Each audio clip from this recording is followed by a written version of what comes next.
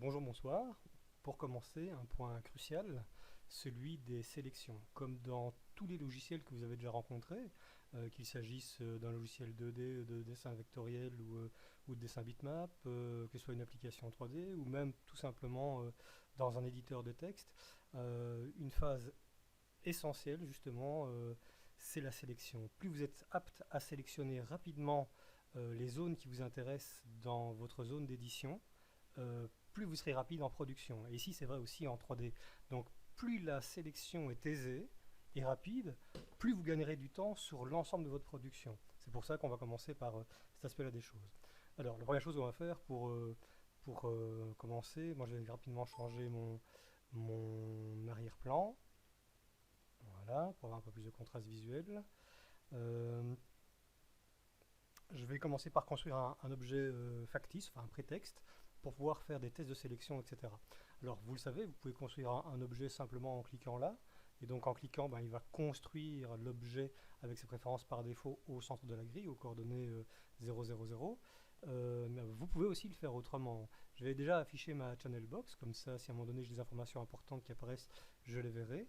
Et donc, ici, soit vous cliquez là, comme d'habitude, ou alors, vous devez savoir que quand rien n'est sélectionné dans une vue de travail, on a un menu contextuel qui permet également de créer automatiquement, de manière interactive, des objets. Donc ça permet de les positionner tout en les créant. Alors qu'ici, le créer sous-entendrait directement le créer aux coordonnées 00, ce qui peut être pratique aussi hein, dans certains cas. Donc ici, ce que je vais faire, c'est faire simplement un Shift bouton droit. Et donc là, regardez, j'ai rapidement tout de suite ici les primitives principales qui sont disponibles. Donc en fait, les primitives, ce sont des objets 3D, des volumes ou des surfaces simples qui sont directement disponibles à la création et qui ensuite vont être édités, donc transformés, modifiés pour ressembler à quelque chose de moins géométrique et de plus précis. Donc ici, vous avez le choix. Donc Shift bouton droit. Attendez, parce que là j'ai un objet, je vais l'effacer. Donc pour effacer un objet, c'est tout simple, hein. Vous cliquez dessus et delete. Donc ici, Shift bouton droit, et hop, vous avez ici la possibilité de créer. Et dans cette interface, dans ce menu contextuel, dans ce marking menu qui permet de créer des primitives, vous avez éventuellement une option, toujours intéressant de savoir qu'elle existe, qui s'appelle ici Interactive Creation. Les utilisateurs qui viennent par exemple de 3D Studio Max vont peut-être trouver ça intéressant. Les autres n'y verront aucun intérêt, mais pour ceux qui veulent éventuellement se donner des habitudes équivalentes à Max, à 3D Studio Max ou équivalent, ça peut être intéressant. Donc je vais l'activer, comme ça vous allez voir la différence. Hop, Interactive Creation. Et donc je reclique pour faire par exemple un cube. Et vous voyez, je suis en interactive. Et donc là, je peux positionner mon cube, enfin mon parallélépipède rectangle, là où je l'entends. Ça, c'est typiquement 3D Studio Max. À l'origine, Maya ne fonctionne pas comme ça. À l'origine, Maya fonctionne comme ceci. Donc, Interactive Creation est désactivé. Voilà. Et hop, on construit son cube comme ça.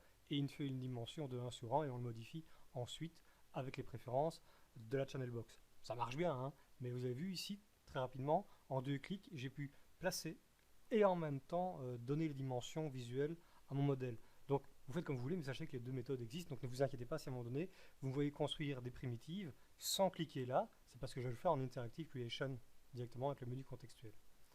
Voilà, alors, sélectionnons. Sélectionnons, on va refaire un cube. Voilà. Alors, pour faire une sélection, bah, vous avez compris, la chose la plus simple et qui vient le plus vite à l'esprit, c'est simplement de cliquer sur l'objet. Effectivement, ça marche, ça le sélectionne. À partir du moment où celui-ci va se surligner avec un maillage de couleur vert turquoise, eh bien, vous pouvez être certain que l'objet est sélectionné. D'ailleurs, quand rien n'est sélectionné, vous voyez bien que la channel box est vide. Quand quelque chose est sélectionné, les propriétés principales d'un objet sont affichées. Donc ça veut dire qu'il y a quelque chose de sélectionné. Alors, quelque chose qui va être très important, c'est le type de sélection que vous allez opérer. Alors au début, les étudiants se font souvent avoir parce que justement, quand ils sélectionnent leur objet, quand ils veulent sélectionner, leur objet ne se sélectionne pas. La première chose qu'il faut avoir à l'œil, surtout quand vous commencez dans Maya, ce sont les filtres de sélection qui sont ici. Tout en haut dans l'arbarre des icônes principales, vous avez ici par défaut, si vous êtes en All Object, vous n'avez rien à craindre. Mais il n'est pas dit que ce soit toujours comme ça. Donc, prenez l'habitude, quand vous démarrez Maya, le premier coup d'œil que vous devez avoir, c'est ici, et voir si vous êtes bien en mode All Object. Parce qu'il y a plusieurs types de catégories d'objets. Par exemple, des objets 3D, des objets polygonaux, des objets qui sont des surfaces NURBS, des objets qui ne servent qu'à déformer d'autres, des objets dynamiques, des lampes ou ce genre de choses. Et donc, à un moment donné, ces catégories-là feraient que vous ne pourriez peut-être pas sélectionner la catégorie qui vous intéresse. Donc, dans un premier temps, vérifiez bien que vous êtes bien en All Object. C'est important. Parce que regardez, si je me mets par exemple ici en déformateur, en déforme, oui, je ne sais pas sélectionner mon objet. Et donc, pendant des minutes et des minutes, si je n'ai pas un œil là, je ne m'en rends pas compte et je crois que mon matériel, que mon Maya est en train de bugger. Mais en fait, pas du tout. C'est parce qu'en fait, il y a un filtre de sélection. Donc ici, vérifiez bien toujours que vous êtes en All Object. Oui, là maintenant ça marche. Et donc ici, ce que je vais faire, je vais déplacer mon objet. Donc ici, avant même d'apprendre à sélectionner de manière complexe, on va au moins le déplacer une première fois. Je vais en recréer un autre. Je vais le dupliquer, enfin je vais le déplacer, je vous montrerai après comment dupliquer, il faut que j'y aille étape par étape, sinon je vais vous perdre. Et donc je range des cubes que je crée au fur et à mesure, les uns après les autres. Voilà. Pour en avoir plusieurs, puisqu'on justement on va parler de sélection, donc si on a plusieurs objets sous la main, ça sera directement plus utile. Rassurez-vous, hein, on ne va pas toujours travailler comme ça, je ferai des duplications dans peu de temps aussi, mais je commence avec un kit, le plus minimum d'outils, et je l'étofferai au fur et à mesure, ce kit d'outils. Voilà, donc c'est pas grave si vos objets ne sont pas alignés. Voilà, on a quelques cubes.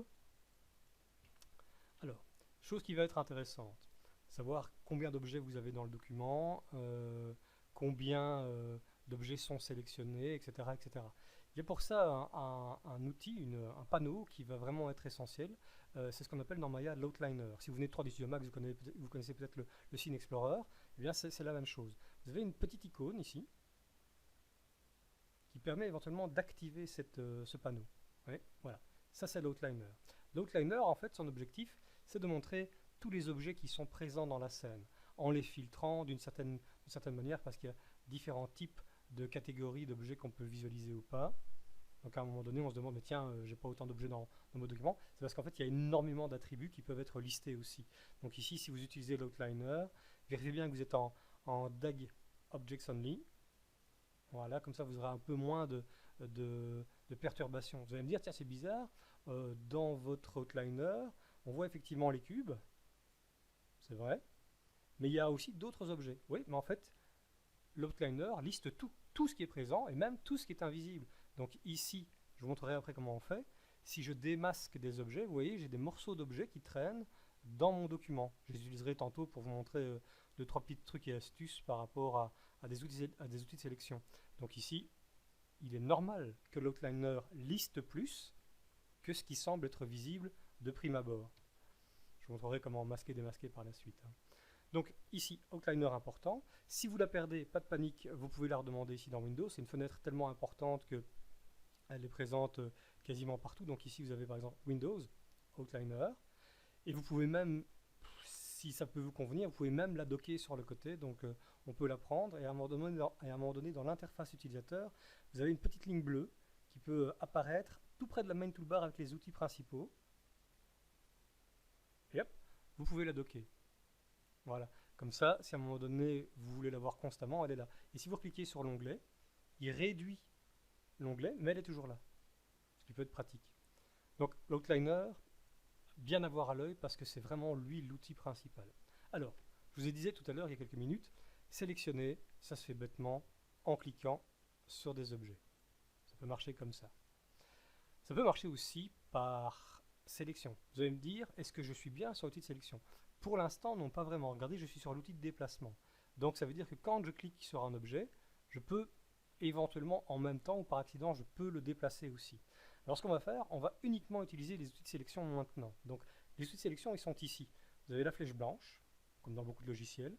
Vous avez éventuellement le lasso de sélection et vous avez un pinceau de sélection qui est un petit peu particulier. On en reparlera un petit peu plus tard de celui-là, parce que lui en fait permet de travailler sur des parties d'objets, ce qu'on appelle des composants. Mais on va d'abord s'intéresser à ces deux-là et à leurs options. Alors, je vais également faire comme ceci. Donc, comme ceci, en fait, principalement, vous avez 2 ou 3 modes de sélection d'objets dans Maya. Vous avez donc le clic, ou éventuellement le mode Marquee, qui définit en fait une fenêtre de sélection. Vous remarquez que chaque fois que je sélectionne un objet, il apparaît surligné en bleu dans l'outliner. Donc ça veut dire qu'en fait, l'outliner me montre ce qui est sélectionné en même temps. Si j'ai mon doigt sur Shift, j'ajoute dans la sélection. Si je mets mon doigt sur CTRL, je retire de la sélection, toujours en cliquant. Donc ici, si par exemple je fais une fenêtre assez grande, je vais prendre les 6 cubes qui sont dans le périmètre même effleuré. Voilà. On voit effectivement que les 6 apparaissent là. Et si je veux laisser mon doigt sur Shift et que je refais une deuxième fenêtre ici, hop, il va reprendre cela. Tiens, vous allez me dire, celui-là, il l'a retiré. Oui, parce qu'en fait, je l'ai effleuré et donc le logiciel comprend immédiatement que je veux le retirer de la sélection. C'est comme si je cliquais 2 fois dessus pour lui. Donc ici, imaginons que je recommence la manip une première fois. Je laisse mon doigt sur Shift une deuxième fois. Et là, pas de problème, comme je n'ai pas effleuré celui-ci, il est sélectionné. Et pour retirer de la sélection, CTRL. Et là, je peux retirer par exemple les 6 du bas. Vous voyez? Et hop, ici aussi. Donc, c'est relativement simple. Soit je clique avec Shift, soit je définis une fenêtre. Et pour ne rien sélectionner, c'est tout simple. Ou pour perdre sa sélection, il suffit simplement de cliquer dans le vide, sur la grille par exemple, aux proximités, et hop, automatiquement on perd la sélection. Alors, vous l'avez bien compris, on peut sélectionner comme ça, mais l'outliner est aussi super efficace pour sélectionner. Donc, par exemple, ici, si je veux sélectionner d'un seul coup, directement dans la liste, comme dans un explorateur Windows, par exemple, je peux directement faire un clic sur le premier, un shift-clic jusqu'au suivant, et hop, automatiquement, il va les surligner, et donc il va les sélectionner. Et donc, là aussi, si je laisse mon doigt sur CTRL, je peux les retirer de la sélection au fur et à mesure. Vous verrez qu'à un moment donné, vous ne pourrez plus vous en passer, surtout quand vous ferez des hiérarchies d'objets. Ce sera le seul moyen de vous en sortir rapidement. Ça va beaucoup plus vite d'effectuer ces sélections dans une liste que de le faire effectivement par clic. Ça va? Ou par fenêtre de sélection.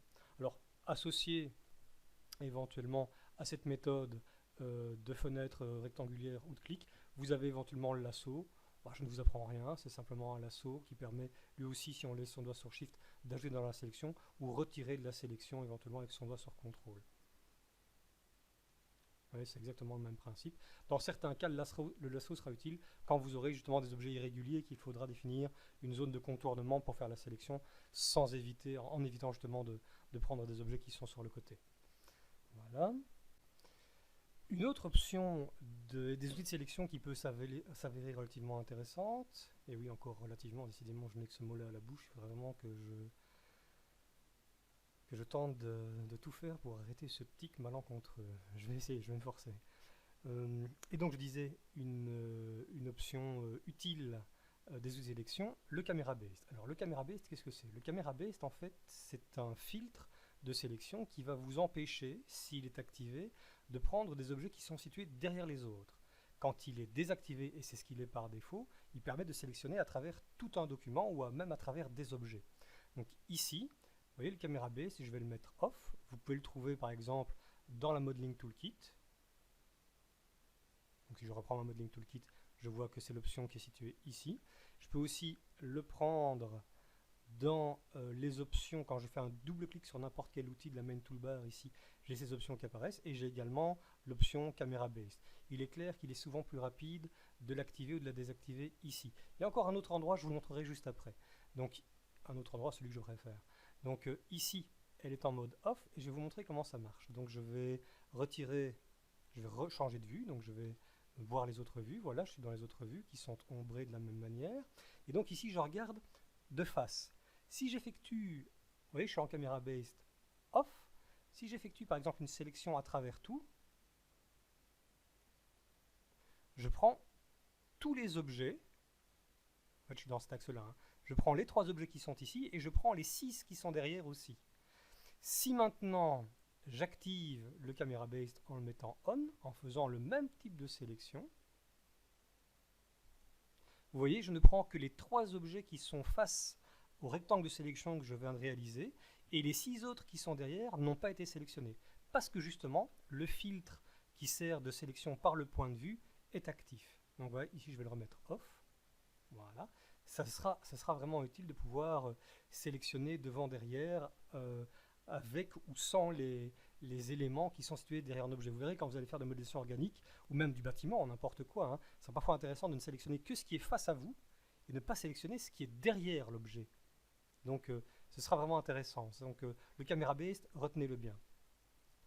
Alors, dernière petite chose par rapport aux sélections, bien entendu, il y a des raccourcis clavier de base. Donc par exemple, l'outil qui permet d'aller chercher automatiquement l'outil de sélection, c'est la touche Q.